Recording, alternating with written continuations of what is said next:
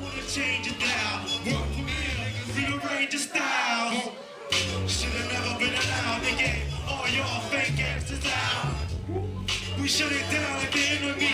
LA, make some noise if you feeling me. I was working in a record shop right outside the city, Street Corner Music. That was like the first platform I had at retail for selling records. And Jay came in one day and he was just digging and going through records, and he struck up a conversation and he got to talking. This was right before like all the Tribe shit went down. Like it was kind of in negotiations about him putting the work in for them. And he played me some shit. He's driving a white Ford Ranger, and he put a tape in, and I was like, wow. Yeah, this is what's up right here. I first found out about him through House Shoes. I put out a record called Peanut Butter Breaks in 1994, and House Shoes was working at a record store, and I was sending the records to him, and he was like, oh, you got to hear my man Dilla. You know, he was really holding the torch for this guy who I'd never heard of, you know, didn't have anything out, and he was just really proud of him that it was this guy from Detroit that was making music, you know, that's so powerful. They came through with the Fantastic Volume 1 cassettes, brought me like 20 of them, and the spot would be greasy at times, like, you know, there'd be backdoor shit going on, and what I would usually do is, if it was somebody that I really wanted to have it, I'd just slide it in the bag, and then, you know, when it comes time to take it to consignment, oh look, all 20 tapes are gone, you're getting paid for them anyway. So these cats from Manhattan Records were in town, which at that time Manhattan Records in Japan was like the biggest record store in the world. And we were chopping it up, and I gave them the tape, and from that handoff, you know, that's how the Fantastic, 12-inch came about. I went to Japan. I was on tour with the Visionaries. Babu and myself were going record shopping, and we happened to go to Manhattan Records, and they would do a lot of exclusive stuff from the United States that only sell in Japan. The buyer at the time, the hip-hop buyer at the time, his name was Toshi. Toshi says, yo, you know, heard of JD? He said, hey, you know, he has a group called Slum Village. It's like, ah. So he plays the record. First thing he played was I Don't Know. And we were like, Babu and I were like bugging the hell out, like how he would flip, how he used James Brown with the song, you know, I don't know. T, 3, 1, 2, you know, like just interplaying and stuff. Personally, I bought like at least about 15 or 20, bring back home with me. I pretty much hooked up the crew with the vinyl and stuff, and then the junkies were the pretty much the ones that broke Slum Village in LA. For some reason, they just took to it out here. Toronto and Los Angeles were like the first two markets outside of Detroit that really got on it, and that's because they're, like I said, hip-hop wise, LA has always been way ahead, you know, with like Freestyle Fellowship and Blow, just like lyrically way ahead of the game. And Toronto, they just love good hip-hop. The production on all the early Slum Village stuff, I just immediately grabbed my attention. It was like, what the hell is this? You know, this is like a dream come true for hip-hop music. My boy Jake One, he used to always give me Dilla stuff. He had a link, I don't know who his link was, like House Shoes and a couple other people, but back then, like 96, 95, early 97, there was already a community of Dilla heads. Like, you know, there was already people, yo, I got this dude JD's new beat tape, or I got his new demo, or, you know, so that stuff was already floating around. Like that's how Dilla would shop beats, is he would make beat tapes. You know, not too dissimilar to what Donuts is. You know, like a compilation of minute-long ideas, musical ideas that could be turned into songs. And so Jay got his hands on a bunch of the ones from I guess it would have been the early 2000s or the late 90s. I told Madlib I had one, and he just like, yo, you got a what? So I dubbed it for him, and he just went and made a bunch of songs over those beats. Madlib got a hold of a lot of Dilla tapes and started rapping over Dilla's beats. And we came up with this idea, because I was working on a mixtape, and this is before Serato, and I came up with the idea to do like a vinyl so that I can like mix and scratch with it. And I put one song of theirs on it, and we did like 200 copies or something like that. Yeah, I mean, I remember hearing some of the first results, like the Stereo Lab chop, and the one that Busta Rhymes rapped over subsequently, and just being blown away. Just hearing Madlib. I mean, Madlib's a great MC, but he know, just like Dilla, you know, like two really good MCs, but not always rapping. You know what I mean? More making beats. But hearing Madlib over Dilla sounded real good. We didn't even tell Dilla, actually, you know, when we did it. And Dilla called me up afterwards, and he's all, yo, what's up with that bootleg, man? And I wasn't sure if he was like, what's up, like I'm pissed off at you, or what's up, you know? And I was like, oh, yeah, you know, because I'm doing this mix, and I needed the song. And he was like, yo, man, let's do some shit like that, but official. So we came up with the idea of Madlib rapping over Dilla beats for half the album, and Dilla rapping over Madlib beats for the other half. Now, I as a DJ, you know, was just waiting. Once I began to hear from Egon and Havana Joe about what was going on, and people were just talking about, oh yeah, you know, I just heard some stuff the other day. J-Rock would talk about, you know, oh, I heard something, and man, it was crazy, and this and that. And I mean, it was exciting because the only thing that could happen was some sort of a meeting of the minds that would influence the two of them together. Emotionally, they both speak from a similar kind of place. I think in their music, that's what makes them better, different than most of the other cats that touch a drum machine. You know, is that they're able to reach emotional places with their music that other cats don't get to. He had sent like the 2002 batches is 5 volumes with like 25 beats on each of them. He had sent them to Madlib. Get a knock on the door. UPS man shows up with an envelope. He opens it up, it's a CD, takes it out, puts it in, and it's like 15 songs. And we were trying to figure it out because he said that he sent Madlib the beat tapes like 3 or 4 days ago. So we were just trying to figure out how it was humanly possible for somebody to do that. And when he was, you know, sending his stuff back and forth with Madlib, we didn't expect in any way that he was going to pick the beats that he picked. So we were all sitting around in the basement, and we were listening to these beats, and I mean, it's Madlib beats, you know what I mean? Like, so there's some bangers on it, like it was some stuff on there that was just like, holy crap, like a lot of the stuff that ended up with on the J-Lib record, you know what I mean? Like, bangers. And McNasty Filth, while it was a good beat, it just wasn't one of the ones that immediately struck us like, ah! And for Dilla, I think a lot of times making records was about the challenge. CD came back from Dilla in the FedEx, and I was like, Madlib, what the fuck? Why did he pick that? And I was like, you know, but it's dope, you know, and it was dope. It was like, you know, kind of like sends shivers down your spine dope, you know, like that he chose all those beats. And Madlib's picking all these beats that kind of referenced the Dilla that had made all the money, you know, revolutionizing commercial hip hop and neo soul or whatever, you know. But Dilla was there picking shit that didn't sound anything like the stuff he was, you know, known for making. And then he started actually doing shows with us out of town, and that was another thing where, like, I never wanted to ask him to do shows because I knew even that back then his health was like off and on, you know. And he was like really like encouraging us, like that he was down to do the shows and stuff, and he was. I mean, we did a lot of shows with him before he moved to LA, you know, and they were all really special, and I think just that energy like kind of gave him the need to move here too.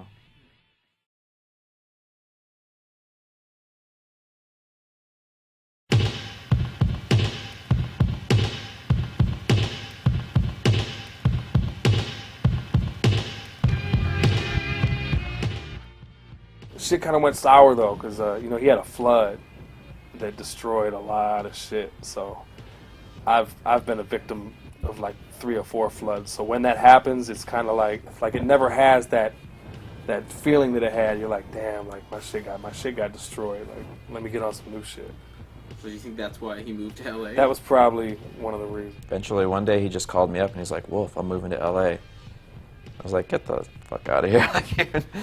You know, like I could not, because he was just always repping the D so hard, you know, and it was just such a part of him. Dilla was synonymous with Detroit for all of us, and all of us kind of regarded him as a mythic figure, even though Wolf had, you know, of course, done some work with him. He put out those bootleg remixes when he was at TRC, and of course I'd met him, and you know, I think Madlib had even met him or something, but he was still like this mythic figure that was all Detroit, and you know, he would pop into these different cities, but you know, he was clearly Detroit.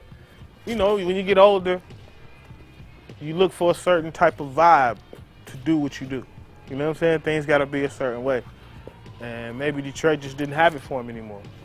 He had used it up. According to Ma Dukes, I think he was kind of tired of Detroit. You know, Detroit was a real struggle for him. It was hard for him to stay there. The Detroit shit'll wear you out. I mean, same thing. You know, I had to get out of there too. It can just kind of suck the life out of you. And of all the times that I've been there, I think I've seen the sun once, you know? And it wasn't even for that long, you know? It's either snowing, raining, or overcast. Period.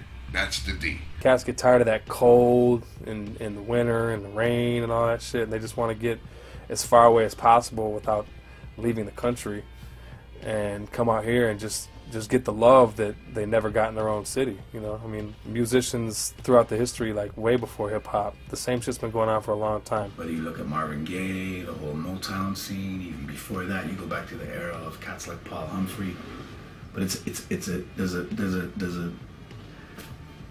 there's a railroad for musicians between Detroit and Los Angeles that's existed for many generations. Well, Motown had offices in Detroit and LA. I mean, you know, come on now. You know, there's like the electro scene, you know, in LA was humongous. That's how hip hop started here, was via electro. There wasn't much disco rap being made in Los Angeles, right? And you know, even what's big was over here where DJ used to do doubles, cut it up and stuff, was Cybertron. The song was called Clear. And a lot of people don't know that Cybertron is Juan Atkins, a famous Detroit techno producer. They had the electro thing kind of going with the parallels to like Cybertron and Egyptian Lover. Like Juan Atkins and Egyptian Lover are good friends, and they were kind of making the similar music, even though geographically it's so far away. So, you know, there was that going on in the early 80s and mid 80s, and with Dilla and Madlib, you know, I think they kind of continued that tradition. I mean, I honestly think that Madlib was a big reason why he moved here, and you know, I never talked to him about it, and there's no way to confirm or deny that, but that's just like how I felt about it. Dilla and Madlib had this, you know, energy that they shared, and it was obvious when they were doing the J-Lib project that the music they were sending back and forth was influencing the music that they were making. A lot of that was vocal performances, but you know, subtly you could hear it in the beats that Dilla would send through, you know, and the beats Madlib would send, you know, to Dilla. And one of the tracks on the J-Lib record that always struck me as something that was influenced by Madlib was that beat that Percy P rapped over for that interlude on the record. You know, chopped up drums, like, you know, super distorted vocal exclamations coming in and out. That reminded me of something, you know, that Madlib had influenced. And that interchange kicked into high gear when he moved to LA. Him and that Madlib hung out a little bit more, got into each other's styles a little bit more. Those guys are like, they're like cousins, you know. They're like almost mirror image of each other, you know.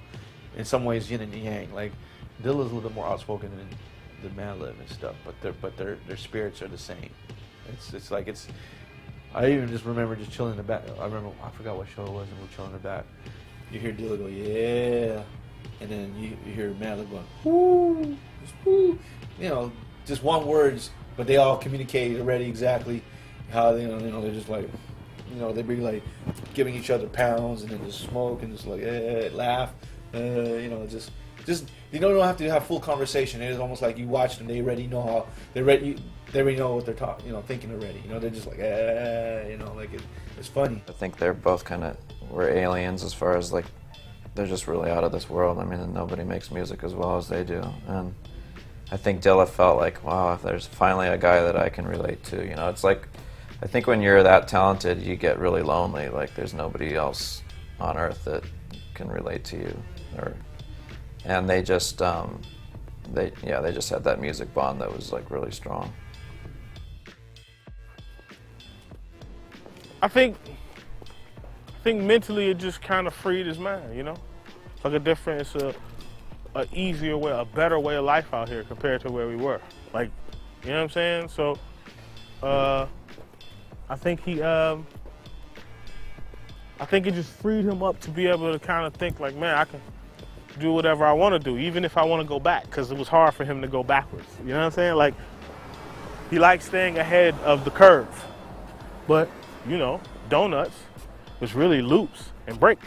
You know, I think moving out here from Detroit and leaving the studio behind him, you know, like a very fine, beautiful studio with a very killer Pro Tools setup that he had built up over time, and taken a lot of that record company money and put it into the studio, and then leaving that behind, I think freed him up then to do the kind of work that he did when he was out here, which was much more like choppy, you know, sample oriented, just really about ideas. He'd already done so much with so many different artists as far as defining the Dilla sound before that, that I think he was probably sick of it at that point, and he was ready to just change things enough that he was going to define a new era. And so yeah, he moved here, he limited himself to just the bare basics as far as tools that he needed. I think he was playing around with, you know, an MPC. I think he had a Korg Electribe drum machine that he brought over to my house a couple times, and he was really excited about that.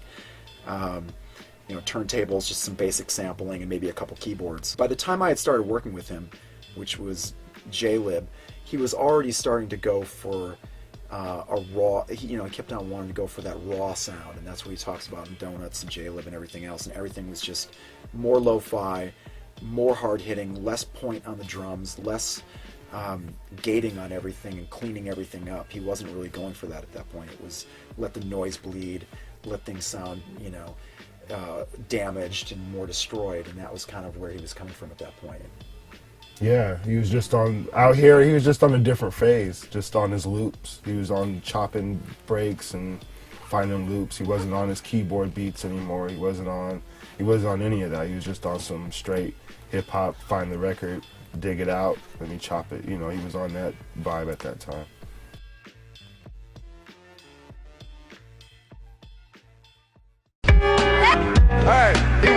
I know that for him, he was always on to the next. He didn't hold on to anything. You know what I'm saying? He kind of let it all go at some point. Like, you know, this batch of beats is cool. And I think it bothered him the most because people would call him about something he did 3 months ago. And he'll be like, man, they want this old ass beat. I don't even want to fuck with this beat right now. It's like old to me. Like, because he had moved on 3 or 4 steps from where he was to where where he was going in that time. Get on one page and he would conquer that, and he would be satisfied, and then he would move on to the next, and he wouldn't look back. It was always no looking back with Jay. Like, I did that, I'm done with it. Let's go 5 years ahead. You know, he was very good at knowing when he had played enough cards for one sound, and you know, enough people were copying him at that point that it was time to switch it. And so he was trying new things out, and he wanted to go more lo-fi, muffly. I love that he kept saying that. More like a cassette, you know. But you know, at around that time, he'd put out the Rough Draft record, so he'd kind of made a statement, at least to the people that were paying attention to that vinyl-only release, that he was kind of taking a left turn. But he's one of those dudes, you can take any record. I know Erykah Badu tells a story of, like, he would just say, like, pick any record, I'll make a beat out of it. And he was one of them dudes. Like, it was like he needed the history of recorded sound, but within that, if it was a 29, it could be rare or it could be not that rare. He took from all sources. I mean, he would take from techno records, and he would take from like really obvious artists, but maybe a song that they didn't know, and then he would take from obscure stuff too. But I don't think he was like really like he would take from the Bee Gees or from whatever. It wasn't all about like, oh, it's got to only be something rare. When Dilla grabbed that Stereolab beat, I remember at the time, B+ was the one hipping us to. He's like, man, you guys aren't listening to Stereolab? I'm like, man, that's the shit that the fucking kids at my college radio station listen to. Like, I'm playing boom bap hip hop, man, or funk. And he's like, you should check this out. And I was like, fuck, man, Stereolab? And Dilla was grabbing from much more current stuff than that, right? So he was grabbing from everything, and Madlib was the same way. Like, I remember first time I saw like a Vincent Gallo record in Madlib's like to be sampled stack. I'm like, you're sampling Vincent Gallo? But it all made sense because it's just like, no boundaries, it was just the way those guys worked. One thing I did laugh about was him like, I gotta find this hand clap, and then go into the closet, and he had a record, he already knew exactly the record. Yeah, it's got a ill hand clap on it, and then sampled it up. He thought like how you hear about Amadeus Explained, how he would just have everything mapped out in his head before he even composed a note on paper. Dilla was the same way. He had the whole thing mapped out in his head before he even got going.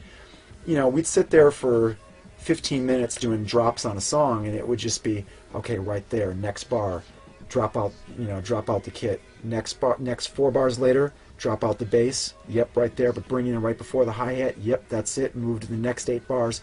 He would just go through it like a railroad, man. He would just cut through it, and it was amazing watching him work because I could barely keep up with just the Pro Tools operating. 80 to 90% of all these joints that people have heard, 15 minutes. 15, 20 minutes tops. The first beat I ever saw him make was Get a Hold off of Beats, Rhymes, and Life. And that's when he was working in the back room at R.J. Rice's studio in Southfield. And it probably took him about 12 minutes to make. And he was getting frustrated. Like he was getting frustrated on the drums, like, damn. And he finally got him, and then just to chop the loop up and then put it on top took him like 2-3 minutes. You know what I'm saying? Sometimes with the plugins and Pro Tools, things would get a little out of sync between my system and his system, because I had a TDM system and he had an LE system. This is kind of technical stuff, but you know, things would fall out of time because the plugins wouldn't be exactly the same between our systems. And he would be sitting on the couch and he'd be like, something fell out, and he'd go, you know, move the bass back 2 baby hairs, you know. And so I'd nudge the bass, and he'd be, that's good. Move the snare back 1 baby hair. And be like, okay. Now the vocals, move them all back 3 baby hairs. I mean, I'm trying to interpret what baby hairs are, but I'm going ahead and doing it. Okay, what do you think of that? Yeah, cool. 1 more baby hair. Cool. He's like, that's it. And sure enough, you listen to it, and the whole beat, like, you know, it felt like a little crooked beforehand, before he got his hands on it and his ears on it. But by the time, you know, exactly 1 minute later, everything was time aligned without him having to sit at the board and do it himself, you know. But he just had crazy ears. He could sense timing very, very accurately and zero in on the stuff very quickly and fix it. He was always like giving us beat tapes, and he was making kind of jokey names for them. One of them was like Pizza Man, and one was Donuts, and it was always like this unhealthy food and stuff. But Donuts was one of them, and I just remember it was me and Madlib and him in the car, and he was like, yeah, here's my new stuff or whatever. You know, we were always like wanting to hear, or I was always wanting to hear his and Madlib's stuff. And he played it, and I wasn't sure if it was like supposed to be a beat tape for rappers or what it was supposed to be, but it was, to me, it just sounded like the songs were full finished songs. And I said, we should put this out like as it is, and he's like, I'm with it, you know. Chris always said, you know, it's going to be a way for, you know, him to get his beats out there again, and, you know, people are going to realize that, yeah, he's sick, but, you know, he's not out for the count. You know, he's still making incredible beats because they're just getting shared around the internet, and no one really knows how great they are. We're going to master them, mix them, and all that. And he took that project really seriously. I mean, he was editing stuff in the hospital all the time. You know, he might have even made some of the beats there, but I kind of doubt it. You know, he had the portable turntable, and he had the 45s and all that. But I don't recall him ever sampling this stuff. I just remember him always with the laptop editing this stuff on Pro Tools. When he turned in that record, he gave me 2 CDs. I still have one of them. One of them I brought to production, one of them I kept at my house. And it's the original Donuts as he made it, because Jeff went and edited Donuts. That was, you know, a funny story in and of itself. But Jeff had to extend it because it was hella short. It was like 20 minutes long or something like that. And when I heard all of that together in the way that he actually wanted it to come out, I was like, fuck me, man. This last couple years has just completely flipped music on its head once again. Like, there's no way that anybody's gonna know what to do with this. It was so astronomically different than everything that everybody had tried to do with that source material. Donuts is like his most deceptive album because it sounds so simple and so easy. I mean, if you were just to listen to it at like the most basic level, it's you know, basically soul loops, you know. But if you were to go back and try to redo some of the stuff that he did, it's like there's so much more to it than meets the eye. And then, you know, he threw in all these amazing hidden messages in there, here and there, and it was so complicated and so complex and so well thought out, but it was still, you know, anybody could get down to it, you know. When I first heard it, I think with a lot of us, you know, when I first heard it, I was like, man, this shit is crazy. It's real minimal, like just sticking to the records, kind of almost like edits of the original joints. But when he passed, you know, with a lot of us, the shit took on a whole new meaning. Like, was he really that nuts to like basically make a goodbye letter? You know, that shit is like saying goodbye. For artists like this, you know, like death at the height of your powers is one of those things where it's like, you know, to find a full stop in the middle of the sentence is one of those things that just makes people think about things in a whole different way. And to put mortality into the mix in terms of your art, yeah, I mean, listen to Donuts, you know. Do you really think the dude didn't know what was going to happen? He fully knew what was going to happen. So a lot of the original tracks that he sampled, if you listen to the lyrics and like the song titles, it's kind of like, it's really dark. Like, it's a lot of speaking of about death and even like the snippets that he put on top and the way he cut the records to make them sound like something else, like Jadakiss, cutting on Jadakiss and making it sound like he's saying, is death real? When he was saying like, is that real? You know what I'm saying? Like, it's crazy. He consistently, like with each project he ever produced, it would crack your head. Like, he's one of a kind. There's no one else that could basically, you know, say, I'm out of here. I know that my time has come and I want to express that to you through this project.